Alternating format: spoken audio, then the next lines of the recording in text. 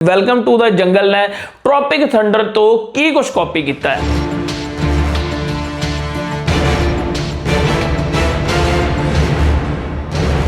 Robert ਮੈਕੀ ਉਹ ਵੀ ਆਪਣੀ book story ਦੇ ਵਿੱਚ ਕਹਿੰਦੇ ਨੇ ਕਿ ਯਾਰ ਕੋਈ ਵੀ ਸੀਨ ਹੈ ਉਹ ਜਾਂ ਤਾਂ ਮਤਲਬ ਡਰਾਮਾ ਕ੍ਰੀਏਟ ਕਰੇ, ਮਤਲਬ ਜਿਵੇਂ ਕਿ ਇਹ ਮੂਵੀ ਨੂੰ ਕਿਹਾ ਜਾ ਰਿਹਾ ਹੈ ਕਿ ਹਾਲੀਵੁੱਡ ਤੋਂ ਕਾਪੀ ਹੈ। ਕਾਫੀ ਜ਼ਿਆਦਾ ਖੜੀ ਵੀ ਰਹਿੰਦੀ ਹੈ ਪਰ ਹੌਲੀ ਹੌਲੀ ਫਿਲਮ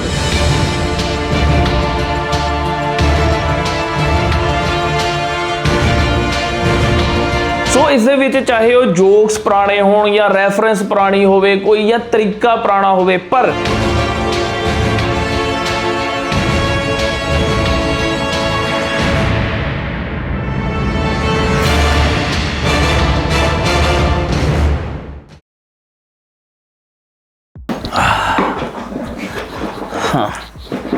सत श्री अकाल जी, मेरा नाम है लवी खत्री ते तुसी देख रहे हो सिनेमा रूबरू विद इंडोस टीवी। ਅੱਜ ਅਸੀਂ ਸਿਨੇਮਾ रूबरू ਦੇ ਵਿੱਚ ਗੱਲ ਕਰਨੀ ਹੈ ਮੂਵੀ ਜਿਹੜੀ ਕਿ ਇਸ ਵਕਤ ਬਹੁਤ ਜ਼ਿਆਦਾ ਚਰਚਾ ਦਾ ਵਿਸ਼ਾ ਬਣੀ ਹੋਈ ਹੈ ਛੋਟੀ ਛੋਟੀ ਚੀਜ਼ਾਂ ਦੇ ਲਈ। ਜਿਵੇਂ ਕਿ ਇਹ ਮੂਵੀ ਨੂੰ ਕਿਹਾ ਜਾ ਰਿਹਾ ਹੈ ਕਿ ਹਾਲੀਵੁੱਡ ਤੋਂ ਕਾਪੀ ਹੈ। ਇਹ ਕਿਹਾ ਜਾ ਰਿਹਾ ਹੈ ਕਿ ਇੰਨੀ ਵੱਡੀ ਸਟਾਰ ਕਾਸਟ ਇਸ ਫਿਲਮ ਦੇ ਵਿੱਚ ਲੈ ਲਈ ਗਈ ਹੈ ਕਿ ਇਸ ਸਟਾਰ ਕਾਸਟ ਦੀ ਲੋੜ ਵੀ ਸੀ ਇਸ ਫਿਲਮ ਦੇ ਵਿੱਚ ਜਾਂ ਨਹੀਂ। ਜਦੋਂ ਤੁਸੀਂ ਇਸ ਫਿਲਮ ਨੂੰ ਥੀਏਟਰ ਦੇ ਵਿੱਚ ਦੇਖਣ ਜਾਂਦੇ ਹੋ ਇਹ ਤੁਹਾਨੂੰ ਐਂਟਰਟੇਨ ਕਰ ਰਹੀ ਹੈ ਜਾਂ ਨਹੀਂ, ਇਹ ਸਾਰੀ ਗੱਲਬਾਤ करांगे इस मूवी दे रिव्यू दे विच। कहाँ थे तुम 20 साल से? अपने घर। इसको टच रोल दे दिया कि तो हमें खा जाएगी। अरे वो पुरानी चावल है। मैं किस लिए फिल्म में? जब मैं इस फिल्म ਨੂੰ ਦੇਖਣ ਗਿਆ ਤਾਂ ਮੈਂ ਇਸ ਫਿਲਮ ਨੂੰ ਦੇਖਣ ਵੇਲੇ ਇੱਕ ਗੱਲ ਦਿਮਾਗ ਦੇ ਵਿੱਚ ਪਹਿਲਾਂ ਹੀ ਬਿਠਾ ਲਈ ਸੀ ਕਿ ਇਸ ਫਿਲਮ ਦੇ ਵਿੱਚ ਸਟੋਰੀ ਹੋਵੇ ਜਾਂ ਨਾ ਹੋਵੇ ਪਰ ਇਸ ਦੀ ਸਟਾਰ ਕਾਸਟ ਤਾਂ ਘੱਟੋ ਘੱਟ ਐਂਟਰਟੇਨਮੈਂਟ ਤਾਂ ਜ਼ਰੂਰ ਕਰੇਗੀ। ਔਰ ਮੈਨੂੰ ਲੱਗਦਾ ਕਿਸੇ ਹੱਦ ਤੱਕ ਮੈਂ ਸਹੀ ਵੀ ਰਿਹਾ। ਜੇ ਮੈਂ ਮੂਵੀ ਦੀ ਸਟੋਰੀ ਦੀ ਗੱਲ ਕਰਾਂ ਤਾਂ ਸਟੋਰੀ ਦੇ ਵਿੱਚ ਸਿਰਫ ਇੰਨਾ ਕੀ ਹੀ ਹੈ ਕਿ ਇੱਕ ਫਿਲਮ ਬਣਾਉਣ ਵਾਲਾ ਡਾਇਰੈਕਟਰ ਇੱਕ ਫਿਲਮ ਬਣਾ ਰਿਹਾ ਹੈ ਤੇ ਉਹ ਫਿਲਮ ਫਲॉप ਫਿਲਮ ਬਣਾ ਰਿਹਾ ਹੈ ਕਿਉਂਕਿ ਉਸ ਨੂੰ ਫਲॉप ਫਿਲਮ ਤੋਂ ਪੈਸੇ ਕਮਾਉਣੇ ਨੇ ਤੇ ਉਸ ਲਈ ਉਹ ਫਲॉप ਐਕਟਰਸ ਨੂੰ ਫਿਲਮ ਦੇ ਵਿੱਚ ਲੈਂਦਾ ਹੈ। ਤੇ ਇਹ ਫਿਲਮ ਕਿਵੇਂ ਬਣਦੀ ਹੈ, ਕਿਉਂ ਬਣ ਰਹੀ ਹੈ, ਕੀ ਕਾਰਨ ਨੇ, ਇਹੀ ਸਾਰੀ ਫਿਲਮ ਦੀ ਕਹਾਣੀ ਹੈ। ਔਰ ਜੇ ਮੈਂ ਦੋ ਕੁ ਲਾਈਨਾਂ ਹੋਰ ਦੱਸੂਗਾ ਤਾਂ ਮੈਨੂੰ ਲੱਗਦਾ ਮੈਂ ਸਾਰੀ ਦੀ ਸਾਰੀ ਫਿਲਮ ਦੀ ਸਟੋਰੀ ਦੱਸ ਦੂੰਗਾ। ਇਸ ਦੇ ਵਿੱਚ ਜਿਹੜੇ ਕਰੈਕਟਰਸ ਵੀ ਨੇ, ਜੇ ਮੈਂ ਹੁਣ ਸਾਰੀ ਕਾਸਟ ਦੀ ਐਕਟਿੰਗ ਦੀ ਗੱਲ ਕਰਾਂ, ਇਸ ਦੇ ਵਿੱਚ ਜਿੰਨੇ ਵੀ ਕਾਸਟ ਦੇ ਵਿੱਚ ਐਕਟਰ ਨੇ ਉਹ ਸਾਰੇ ਐਕਟਰ ਉਹ ਆਪਣੀਆਂ ਪੁਰਾਣੀਆਂ ਰੈਫਰੈਂਸਸ ਨੂੰ ਲੈ ਕੇ ਆਉਂਦੇ ਨੇ। ਫੋਰ ਐਗਜ਼ਾਮਪਲ ਜਿਵੇਂ ਮਤਲਬ ਸੁਨੀਲ ਸ਼ੈਟੀ ਨੇ ਉਹ ਅੰਨਾ ਦਾ ਕਰੈਕਟਰ ਕਰਦੇ ਨੇ ਔਰ ਅੰਨਾ ਦਾ ਕਰੈਕਟਰ ਤੁਸੀਂ ਸਾਰੇ ਜਣੇ ਨੇ ਕਿਤੇ ਨਾ ਕਿਤੇ ਦੇਖਿਆ ਹੀ ਹੋਵੇਗਾ ਕਿਉਂਕਿ ਇੱਕ ਬਹੁਤ ਜ਼ਿਆਦਾ ਫੇਮਸ ਫਿਲਮ आई ਸੀਗੀ। ਉਸ ਫਿਲਮ ਦੇ ਵਿੱਚ ਜਿਹਦਾ ਸੁਨੀਲ ਸ਼ੈਟੀ ਕਰਦੇ ਸੀ ਉਹ ਯਾਰ ਉਸको क्या कहते हैं, वो क्या है ना जो जिसको खोदने पे वो मिट्टी निकलती है, मतलब जो ਭੁੱਲਣ ਦੇ ਜਿਹੜਾ ਉਹਨਾਂ ਦਾ ਸਟਾਈਲ ਹੁੰਦਾ ਸੀ ਉਹ 'ਚ ਬੜਾ ਹਾਸਾ ਆਉਂਦਾ ਸੀ, ਛੋਟਾ ਛਤਰੀ ਸੀ। ਤਾਂ ਉਹ ਤੁਹਾਨੂੰ ਇਸ ਫਿਲਮ ਦੇ ਵਿੱਚ ਵੀ ਦੇਖਣ ਨੂੰ ਮਿਲਦਾ ਔਰ ਬਹੁਤ ਸਾਰੇ ਰੈਫਰੈਂਸ ਵਾਲੇ ਡਾਇਲੌਗਸ ਵੀ ਨੇ ਜਿਹੜੇ ਕਿ ਪੁਰਾਣੀ ਫਿਲਮਾਂ ਦੇ ਵਿੱਚ ਬੋਲੇ ਗਏ ਸੀਗੇ ਤੇ ਉਸ ਰੈਫਰੈਂਸ ਨੂੰ ਯੂਜ਼ ਕਰਕੇ ਇਸ ਫਿਲਮ ਦੇ ਵਿੱਚ ਵੀ ਬੋਲਿਆ ਗਿਆ। ਔਰ ਮੈਨੂੰ ਲੱਗਦਾ ਕਿਤੇ ਨਾ ਕਿਤੇ ਇਹ ਚੀਜ਼ ਤੁਹਾਨੂੰ ਹਸਾਉਣ ਦੇ ਕੰਮ ਵੀ ਆਉਂਦੀ ਹੈ ਕਿਉਂਕਿ ਤੁਹਾਡੇ ਰੈਫਰੈਂਸ ਪਹਿਲਾਂ ਹੀ ਦਿਮਾਗ ਦੇ ਵਿੱਚ ਹੁੰਦੀ ਹੈ ਤੇ ਤੁਸੀਂ ਇੱਕਦਮ ਸੁਣਦੇ ਸਾਰ ਉਹਦੇ ਨਾਲ ਰਿਲੇਟ ਕਰਦੇ ਹੋ ਤੇ ਹੱਸਦੇ ਹੋ।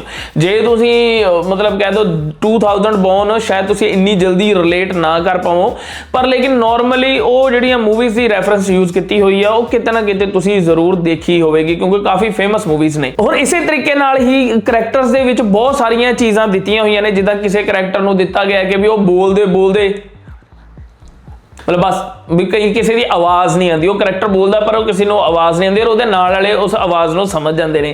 किसी करैक्टर को आवाज़ तो दी है पर लेकिन वो आवाज़ जिब्रिश लैंग्वेज जिहदे कुछ भी बोलता उसके नाल वाले समझ जाते हैं।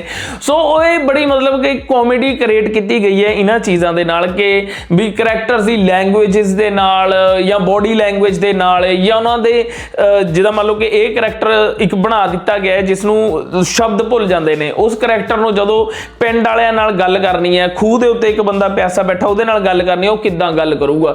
ਸੋ ਇਦਾਂ ਦੀਆਂ ਸਿਚੁਏਸ਼ਨਸ ਕ੍ਰੀਏਟ ਕਰਕੇ ਇਸ ਫਿਲਮ ਦੇ ਵਿੱਚ ਕਾਮੇਡੀ ਹੈ। ਜੇ ਮੈਂ ਗੱਲ ਕਰਾਂ ਹੁਣ ਡਾਇਰੈਕਸ਼ਨ ਦੀ, ਕਿਉਂਕਿ ਜਦੋਂ ਤੁਸੀਂ ਇੱਕ ਜੋਕ ਨੂੰ ਕਿਤਾਬ ਦੇ ਉੱਤੇ ਲਿਖਦੇ ਹੋ ਜਾਂ ਉੱਥੇ ਪੜ੍ਹਦੇ ਹੋ ਇੱਕ ਡਿਫਰੈਂਟ ਚੀਜ਼ ਹੈ ਪਰ ਉਸੇ ਜੋਕ ਨੂੰ ਜਦੋਂ ਤੁਸੀਂ ਸਕਰੀਨ ਦੇ ਉੱਤੇ ਉਤਾਰਨਾ ਹੁੰਦਾ ਹੈ, ਸਕਰੀਨ ਦੇ ਉੱਤੇ ਦਿਖਾਉਣਾ ਹੁੰਦਾ ਹੈ, ਉਹ ਇੱਕ ਡਿਫਰੈਂਟ ਚੀਜ਼ ਹੈ। ਔਰ ਡਾਇਰੈਕਟਰ ਇਹੀ ਕੰਮ ਕਰਦਾ ਹੈ, ਜੋ ਮਜ਼ਾ ਤੁਹਾਨੂੰ ਪੜ੍ਹਨ ਵੇਲੇ ਆਇਆ ਹੈ ਉਹੀ ਮਜ਼ਾ ਤੁਹਾਨੂੰ ਦੇਖਣ ਵੇਲੇ ਆਵੇ।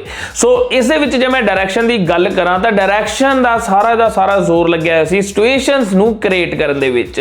ਤੇ ਜਿਵੇਂ ਮਤਲਬ ਇੱਕ ਬੜੀ ਪੁਰਾਣੀ ਕਹਾਵਤ ਜਾਂ ਕਹਿ ਦੋ ਕੋਟੇਸ਼ਨ ਮੈਂ ਕਿਤੇ ਨਾ ਕਿਤੇ ਪੜ੍ਹੀ ਸੀਗੀ ਇਹ, ਤਾਂ ਉਹ ਕੋਟੇਸ਼ਨ ਦੇ ਵਿੱਚ ਇਹ ਕਿਹਾ ਗਿਆ ਸੀਗਾ ਕਿ ਵੀ ਜੋਕ ਕੋਈ ਪੁਰਾਣਾ ਜਾਂ ਨਵਾਂ ਨਹੀਂ ਹੁੰਦਾ, ਮਤਲਬ ਜਾਂ ਕੋਈ ਵੀ ਆਈਡੀਆ ਪੁਰਾਣਾ ਜਾਂ ਨਵਾਂ ਨਹੀਂ ਹੁੰਦਾ। ਮੇਨ ਗੱਲ ਹੁੰਦੀ ਹੈ ਫਿਲਮ ਮੇਕਿੰਗ ਦੇ ਵਿੱਚ ਉਸ ਆਈਡੀਆ ਨੂੰ ਕਿਵੇਂ ਪ੍ਰੈਜ਼ੈਂਟ ਕੀਤਾ ਗਿਆ। ਸੋ ਇਸ ਦੇ ਵਿੱਚ ਚਾਹੇ ਉਹ ਜੋਕਸ ਪੁਰਾਣੇ ਹੋਣ ਜਾਂ ਰੈਫਰੈਂਸ ਪੁਰਾਣੀ ਹੋਵੇ ਕੋਈ ਜਾਂ ਤਰੀਕਾ ਪੁਰਾਣਾ ਹੋਵੇ, ਪਰ ਇਸ ਫਿਲਮ ਦੇ ਵਿੱਚ ਕਿਵੇਂ ਉਹਨੂੰ ਯੂਜ਼ ਕੀਤਾ ਗਿਆ ਇਹ ਚੀਜ਼ ਮੇਨ ਹੈ। ਸੋ ਡਾਇਰੈਕਟਰ ਦਾ ਕੰਮ ਖੂਬਸੂਰਤ ਹੈ, ਵਧੀਆ ਕੰਮ ਕੀਤਾ ਹੈ। ਜਿਸ ਹਿਸਾਬ ਦਾ ਇਸ ਮੈਨੂੰ ਲੱਗਦਾ ਕਿ ਇਸ ਫਿਲਮ ਨੂੰ ਲੋੜ ਸੀ ਉਸੇ ਤਰੀਕੇ ਦੇ ਨਾਲ ਉਹਨਾਂ ਨੇ ਇਸ ਚੀਜ਼ ਨੂੰ ਦਿਖਾਇਆ ਹੈ। ਸੇਮ ਸਿਨੇਮੈਟੋਗ੍ਰਾਫੀ ਦੇ ਵਿੱਚ ਵੀ ਹੈ ਕਿ ਜਿੱਥੇ ਜੰਗਲ ਸੈੱਟ ਜੋ ਵੀ ਉਹਨਾਂ ਨੇ ਦਿਖਾਉਣਾ ਸੀਗਾ ਤਾਂ ਸਿਨੇਮੈਟੋਗ੍ਰਾਫਰ ਆਪਣਾ ਕੰਮ ਵਧੀਆ ਕਰ ਹੀ ਰਿਹਾ, ਉਸ ਦੇ ਵਿੱਚ ਉਹ ਤੁਹਾਨੂੰ ਸਾਰੀਆਂ ਚੀਜ਼ਾਂ ਇਸ ਫਿਲਮ ਦੇ ਵਿੱਚ ਦੇਖਣ ਨੂੰ ਮਿਲਦੀਆਂ ਨੇ। ਮੇਨ ਚੀਜ਼ ਇਹ ਹੈ ਕਿ ਵੀ ਜਦੋਂ ਅਸੀਂ ਕੋਈ ਫਿਲਮ ਬਣਾਉਂਦੇ ਆ ਤਾਂ ਅਸੀਂ ਫਿਲਮ ਬਣਾਉਂਦੇ ਆ ਆਡੀਅנס ਦੇ ਲਈ, ਕਿ ਆਡੀਅנס ਇਸ ਨੂੰ ਇੰਜੋਏ ਕਰ ਰਹੀ ਹੈ ਜਾਂ ਨਹੀਂ ਕਰ ਰਹੀ। ਮੈਂ ਤੁਹਾਨੂੰ ਇੱਕ ਮਤਲਬ ਛੋਟੀ ਕਲਿੱਪਸ ਦਿਖਾ ਸਕਦਾ ਆ, ਜਿਸ ਕਲਿੱਪਸ ਨੂੰ ਤੁਸੀਂ ਦੇਖ ਕੇ ਅੰਦਾਜ਼ਾ ਲਗਾ ਸਕਦੇ ਹੋ ਕਿ ਇਸ ਕਲਿੱਪ ਦੇ ਵਿੱਚ ਹਰ ਇੱਕ ਬੰਦਾ ਥੀਏਟਰ ਦੇ ਵਿੱਚ ਕਲੈਪ ਕਰ ਕਰਕੇ ਹੱਸ ਰਿਹਾ ਸੀ। ਤਾਂ ਇਹ ਮੈਂ ਕਹੂੰਗਾ ਕਿ ਇਸ ਫਿਲਮ ਦੀ ਕਾਮਯਾਬੀ ਹੈ ਕਿ ਜੋ ਨਾਰਮਲ ਆਡੀਅנס ਹੈ ਉਹ ਇਸ ਫਿਲਮ ਨੂੰ ਬਹੁਤ ਜਗ੍ਹਾ ਤੇ ਇੰਜੋਏ ਕਰ ਰਹੀ ਸੀ। ਇਸੇ ਤਰੀਕੇ ਨਾਲ ਡਾਇਰੈਕਸ਼ਨ ਦੇ ਵਿੱਚ ਇੱਕ ਹੋਰ ਵੀ ਬੜੀ ਚੀਜ਼ ਹੈ ਜਿਹਦਾ ਮਤਲਬ ਬਹੁਤ ਫੇਮਸ ਹੈਗੇ ਨੇ ਰੋਬਰਟ ਮੈਕੀ, ਉਹ ਵੀ ਆਪਣੀ ਬੁੱਕ ਸਟੋਰੀ ਦੇ ਵਿੱਚ ਕਹਿੰਦੇ ਨੇ ਕਿ ਯਾਰ ਕੋਈ ਵੀ ਸੀਨ ਹੈ ਉਹ ਜਾਂ ਤਾਂ ਮਤਲਬ ਡਰਾਮਾ ਕ੍ਰੀਏਟ ਕਰੇ, ਮਤਲਬ ਜਾਂ ਤਾਂ ਉਹ ਕਰੈਕਟਰ ਨੂੰ ਕ੍ਰੀਏਟ ਕਰੇ, ਕਰੈਕਟਰਸ ਦੇ ਕੁਝ ਨਾ ਕੁਝ ਮਤਲਬ ਪਲੱਸ ਪੁਆਇੰਟ ਹੋਣ, ਕਰੈਕਟਰ ਬਣਦਾ ਜਾਵੇ, ਜਾਂ ਤਾਂ ਸੀਨ ਇਹ ਕੰਮ ਕਰੇ ਕਿ ਵੀ ਕਰੈਕਟਰ ਨੂੰ ਬਿਲਡ ਕਰ ਰਹੇ ਆ ਸੀਨ ਦੇ ਵਿੱਚ, ਕਿ ਕਰੈਕਟਰ ਦੇ ਬਾਰੇ ਚੀਜ਼ਾਂ ਦੱਸ ਰਹੇ ਆ, ਕਰੈਕਟਰ ਨੂੰ ਮਜ਼ਬੂਤ ਕਰ ਰਹੇ ਆ। ਜਾਂ ਦੂਜੀ ਚੀਜ਼ ਇਹ ਹੋਵੇ ਕਿ ਸਟੋਰੀ ਨੂੰ ਅੱਗੇ ਵਧਾਵੇ ਕਿ ਵੀ ਸਟੋਰੀ ਉਸ ਸੀਨ ਦੇ ਥਰੂ ਅੱਗੇ ਵਧ ਰਹੀ ਹੈ। ਜੇ ਦੋਨੋਂ ਕੰਮ ਨਹੀਂ ਹੋ ਰਹੇ ਫਿਰ ਸੀਨ ਦਾ ਕੋਈ ਕੰਮ ਨਹੀਂ ਹੈ ਫਿਲਮ ਦੇ ਵਿੱਚ, ਉਸ ਸੀਨ ਨੂੰ ਕੱਢ ਕੇ ਬਾਹਰ ਮਾਰ ਦਿਓ, ਮਤਲਬ ਕੋਈ ਫਾਇਦਾ ਨਹੀਂ। ਇਸ ਤਰੀਕੇ ਨਾਲ ਤੁਸੀਂ ਸੀਨ ਚੂਜ਼ ਕਰ ਸਕਦੇ ਹੋ ਆਪਣੀ ਫਿਲਮ ਦੇ ਲਈ ਕਿ ਵੀ ਇਹ ਸੀਨ ਰੱਖਣਾ ਹੈ ਜਾਂ ਨਹੀਂ ਰੱਖਣਾ ਹੈ। ਪਰ ਇਸ ਫਿਲਮ ਦੇ ਵਿੱਚ ਤਾਂ ਮੈਨੂੰ ਲੱਗਦਾ ਬਹੁਤ ਸਾਰੇ ਸੀਨ ਸੀ ਜਿਹਦੇ ਵਿੱਚ ਕੋਈ ਕਰੈਕਟਰ ਵੀ ਨਹੀਂ ਬਣ ਰਿਹਾ ਸੀ ਜਾਂ ਉਸ ਸੀਨ ਦੇ ਵਿੱਚ ਕੋਈ ਸਟੋਰੀ ਵੀ ਨਹੀਂ ਅੱਗੇ ਵਧ ਰਹੀ ਸੀ। ਤਾਂ ਫਿਲਮ ਕਾਫੀ ਜ਼ਿਆਦਾ ਖੜੀ ਵੀ ਰਹਿੰਦੀ ਹੈ, ਪਰ ਹੌਲੀ ਫਿਲਮ ਜਿੱਦਾਂ ਕਹਿ ਦੋ ਕਿ ਕਿਉਂਕਿ ਸਟੋਰੀ ਜ਼ਿਆਦਾ ਹੈ ਨਹੀਂ ਹੈ ਤਾਂ ਉਹ ਫਿਲਮ ਹੌਲੀ ਆਪਣੇ ਤਰੀਕੇ ਦੇ ਨਾਲ ਅੱਗੇ ਵੀ ਵੱਧਦੀ ਹੈ।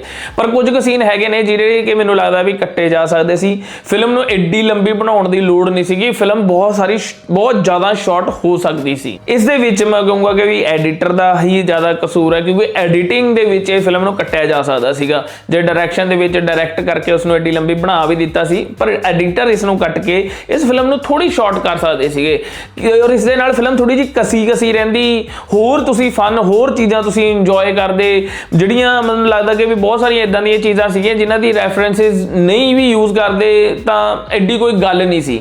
ਮਤਲਬ ਫੋਰ ਐਗਜ਼ਾਮਪਲ ਜਿਵੇਂ ਗੁਰੀਲਾ ਵਾਲੀ ਸੀਗੀ ਕਿ ਗੁਰੀਲਾ ਉੱਥੇ ਨਾ ਵੀ ਪਾਉਂਦੇ ਤਾਂ ਵੀ ਕੋਈ ਲੋੜ ਨਹੀਂ ਸੀ ਉੱਥੇ, ਪਰ ਉਹ ਜ਼ਬਰਦਸਤੀ ਪਾਇਆ ਗਿਆ। ਹੁਣ ਗੱਲ ਕਰਦੇ ਹਾਂ ਟ੍ਰੋਪਿਕ ਥੰਡਰ ਕੀ ਵੈਲਕਮ ਟੂ ਦਾ ਜੰਗਲ ਦੇ ਵਿੱਚ ਦਿਖਦੀ ਹੈ ਜਾਂ ਨਹੀਂ, ਜਾਂ ਵੈਲਕਮ ਟੂ ਦਾ ਜੰਗਲ ਨੇ ਟ੍ਰੋਪਿਕ ਥੰਡਰ ਤੋਂ ਕੀ ਕੁਝ ਕਾਪੀ ਕੀਤਾ ਹੈ। ਸੋ ਕਾਪੀ ਦੀ ਜੇ ਗੱਲ ਕਰਦੇ ਆ ਤਾਂ ਇਸ ਮੂਵੀ ਵਾਲੀ ਲਾਈਨ ਦੇ ਵਿੱਚ ਜਾਂ ਫਿਲਮਾਂ ਵਾਲੀ ਲਾਈਨ ਦੇ ਵਿੱਚ ਕਾਪੀ ਕੁਝ ਨਹੀਂ ਹੁੰਦਾ।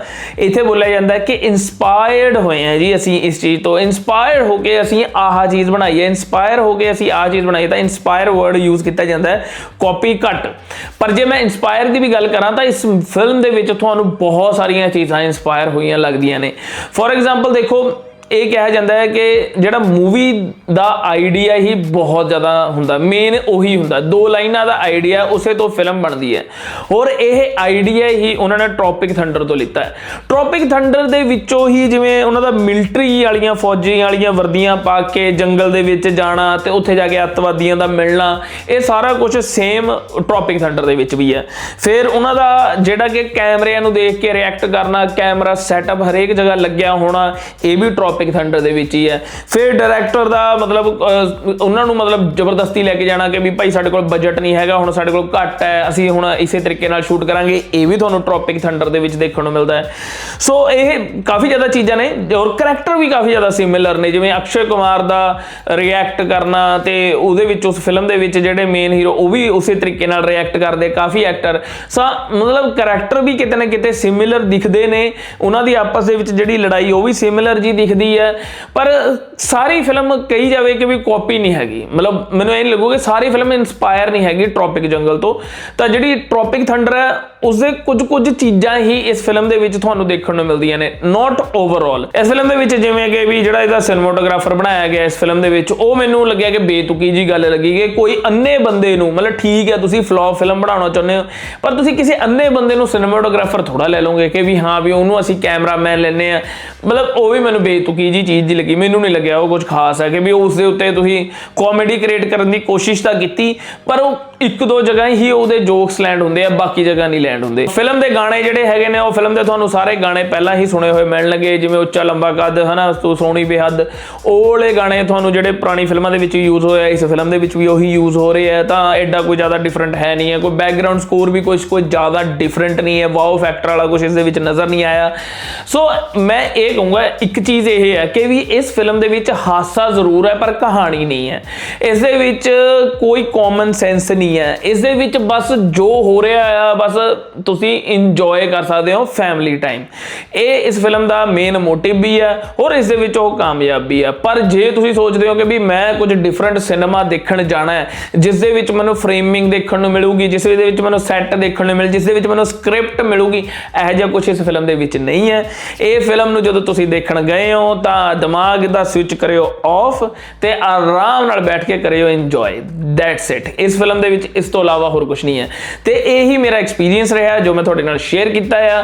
ਬਾਕੀ ਤੁਹਾਡਾ ਕੀ ਐਕਸਪੀਰੀਅੰਸ ਰਿਹਾ ਕਮੈਂਟ ਕਰਕੇ ਜ਼ਰੂਰ ਦੱਸਿਓ। ਅਖੀਰ ਦੇ ਵਿੱਚ ਮੈਂ ਤੁਹਾਨੂੰ ਕੁਝ ਕੁ ਵੈਬ ਸੀਰੀਜ਼ ਰਿਕਮੈਂਡ ਕਰੂੰਗਾ ਜਿਨ੍ਹਾਂ ਨੂੰ ਤੁਸੀਂ ਜ਼ਰੂਰ ਦੇਖਿਓ, ਤੁਸੀਂ ਡਿਸਅਪਾਇੰਟ ਨਹੀਂ ਹੋਵੋਗੇ ਤੇ ਬਹੁਤ ਇੰਜੋਏ ਕਰੋਗੇ। ਫਸਟ ਨੰਬਰ ਤੇ ਜੇ ਤੁਸੀਂ ਪੰਜਾਬੀ ਵੈਬ ਸੀਰੀਜ਼ ਕੋਈ ਦੇਖਣਾ ਚਾਹੁੰਦੇ ਹੋ ਤਾਂ ਜਾਗੇ ਚੌਪਾਲ ਦੇ ਉੱਤੇ ਪ੍ਰਧਾਨ ਨੂੰ ਦੇਖਿਓ।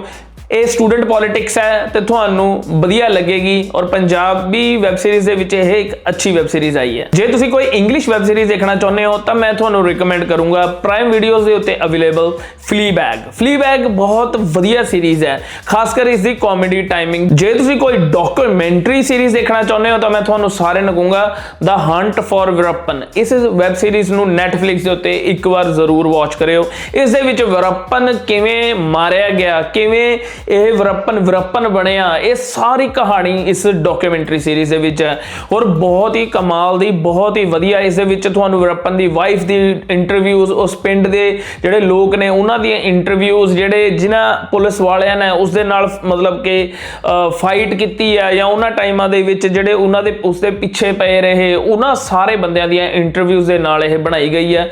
ਤਾਂ ਇੱਕ ਤਰ੍ਹਾਂ ਦੀ ਇਹ ਮੌਕੂਮੈਂਟਰੀ ਪਲੱਸ ਡਾਕੂਮੈਂਟਰੀ ਹੈ। ਜੇ ਕੋਈ ਹਿੰਦੀ ਮੂਵੀ ਦੇਖਣਾ ਚਾਹੁੰਦੇ ਹੋ ਤਾਂ ਜਾ ਕੇ ਹਾਊਸਮੇਟ मूवी देखो। हाउसमेट मूवी दे विच भी बहुत कमाल दी खूबसूरत डायरेक्शन देखने को मिलती है, बड़ी प्यारी ते कॉमेडी मूवी है। ते जे तुसी बच्चों लई कोई मूवी लभ रहे हो जिहड़ी कि फैमिली टाइम भी होवे तां टॉय स्टोरी 5 आई है। तां टॉय स्टोरी 5 नूं भी अपने बच्चों नूं जरूर दिखाओ ते नाल तुसी भी बैठ के देखियो, क्योंकि इस दे विच सिੱਖਣ ਨੂੰ बहुत कुछ है। तुहाडे बच्चे ਜਿਹੜੇ टैबलेट्स ਤੇ ਲੱਗੇ ਰਹਿੰਦੇ ਨੇ, टैब्स फोन यूज ਕਰਦੇ ਨੇ, ਉਹ ਆਪਣੇ ਟॉयਜ਼ ਦੇ ਨਾਲ ਖੇਡਣਾ ਸ਼ੁਰੂ ਕਰ ਦੇਣਗੇ ਆਫਟਰ ਦਿਸ मूवी। ਸੋ ਜੇ ਤੁਸੀਂ ਕੋਈ ਹੋਰ मूवी ਦੇਖਣਾ ਚਾਹੁੰਦੇ ਹੋ ਤੇ ਤੁਹਾਨੂੰ ਸਮਝ ਨਹੀਂ ਆ ਰਹੀ ਤਾਂ ਕਮੈਂਟ ਕਰਕੇ ਜ਼ਰੂਰ ਦੱਸਿਓ ਕਿ ਕਿਹੜੀ मूवी ਤੁਸੀਂ ਅਗਲੀ ਵਾਰ ਰਿਕਮੈਂਡੇਸ਼ਨ ਚਾਹੁੰਦੇ ਹੋ। ਵਿਦਿਆ ਬਾਲਨ ਜੀ ਨੇ ਇੱਕ ਫਿਲਮ ਦੇ ਵਿੱਚ ਕਿਹਾ ਸੀਗਾ ਕਿ ਫਿਲਮਾਂ ਤਿੰਨ ਚੀਜ਼ਾਂ ਤੋਂ ਹੀ ਚੱਲਦੀਆਂ ਨੇ, ਐਂਟਰਟੇਨਮੈਂਟ ਤੇ ਐਂਟਰਟੇਨਮੈਂਟ ਇਹ ਤੁਹਾਨੂੰ ਦਿੰਦੀ ਹੈ। ਆਪਣੀ ਫੈਮਿਲੀ ਦੇ ਨਾਲ ਜਾ ਕੇ ਲਾਈਟ ਹਾਰਟਡ ਕਾਮੇਡੀ ਫਿਲਮ ਦੇਖਣਾ ਚਾਹੁੰਦੇ ਹੋ ਤਾਂ ਤੁਹਾਨੂੰ ਇਹ ਫਿਲਮ ਅੱਛੀ ਲੱਗੇਗੀ।